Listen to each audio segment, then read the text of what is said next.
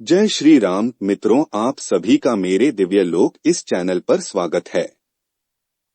आज हम जानेंगे ब्रह्मा ने क्यों किया मृत्यु निर्माण का विचार। महाभारत में वर्णित मृत्यु देवी की उत्पत्ति कथा।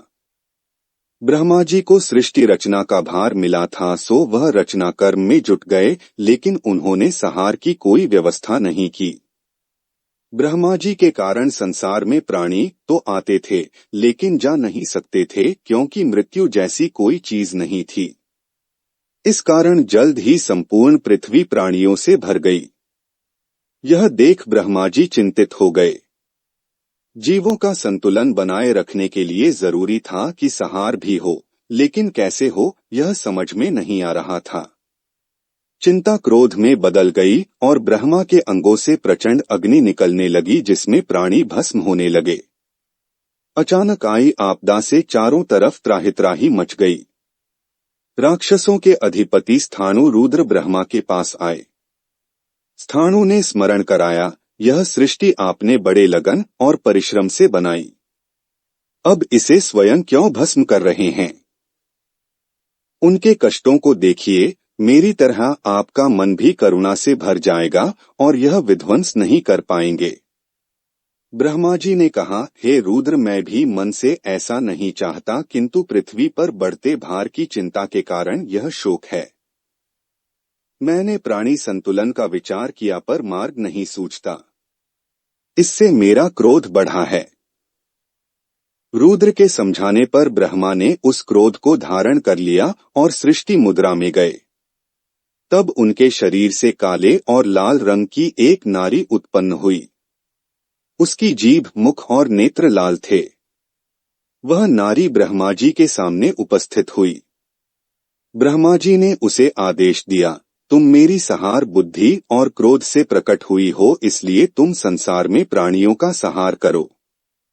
तुम्हारा नाम मैं मृत्यु रखता हूँ। तुम ज्ञानी और अज्ञानी सबका संहार कर सकती हो। यह सुनते ही मृत्यु फूट फूट कर रोने लगी। ब्रह्मा जी ने उसके सभी आंसुओं को समस्त प्राणियों के हितों के लिए अंजलि में रखकर सहेज लिया और मृत्यु को हर प्रकार से सांत्वना देने लगे। मृत्यु ने पूछा, आपने मुझे नारी रूप में क्यों उत्पन्न किया? प्रभु, मैं पाप से डरती हूँ। जब मैं लोगों के प्रिय परिजनों को मारने लगूंगी तो वे मुझे शाप देंगे, मेरे प्रति घृणा रखेंगे। इससे मेरा मन व्याकुल है। प्रभु, मुझे यमराज के कार्य में सहयोगी न बनाइए। मैं तप करना चाहता हूँ। रोते बिलखते प्राणियों के शरीर से प्राण का हरण मेरे वश का नहीं है। मुझे क्षमा करें, मैं अधर्म का माध्यम नहीं बन सकती।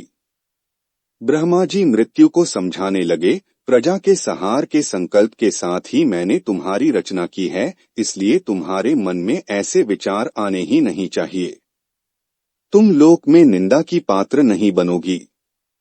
मेरी आज्ञा से तुम प्रजा का संहार करो। मृत्यु ने ब्रह्मा जी को कोई वचन नहीं दिया और वहां से धेनुकाश्रम आ गई। धेनुकाश्रम में मृत्यु ने एक पैर पर खड़े होकर घोर तप आरंभ किया। तप के कारण ब्रह्मा जी प्रकट हुए। उन्होंने पूछा, मृत्यु, किस लालसा में तुम यह घोर तप कर रही हो? मृत्यु ने फिर वही बात कही, मुझे अधर्म से डर लगता है, इसलिए तप कर रही हूँ। प्रभु, मेरी प्रार्थना है कि मुझे रोते बिलखते स्वस्थ प्रजा का संहार न करना पड़े। ब्रह्मा जी बोले, तुम 4 श्रेणियों उद्भिज, स्वेदज, अंड और पिंडज में विभाजित प्राणियों का संहार करने में समर्थवान बनो। सनातन के प्रभाव से तुम पाप मुक्त रहोगी। इस कार्य में सभी लोकपाल, यम और व्याधियां तुम्हारी सहायता करेंगे। मैं और सभी देवता तुम्हें वरदान देकर शक्ति संपन्न करेंगे, जिससे तुम पाप मुक्त रहकर निर्मल बनी रहोगी। मृत्यु की पीड़ा कम नहीं हुई थी।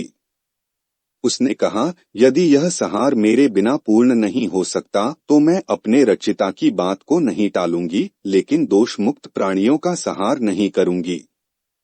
मृत्यु ने कहा, लोभ, क्रोध, अश्या, ईर्ष्या, द्वेष, मोह, निर्लज्जता और दूसरे के प्रति कठोर वाणी प्राण हरने के लिए आवश्यक दोष होने चाहिए, तभी मैं संहार का दायित्व ले सकती हूँ।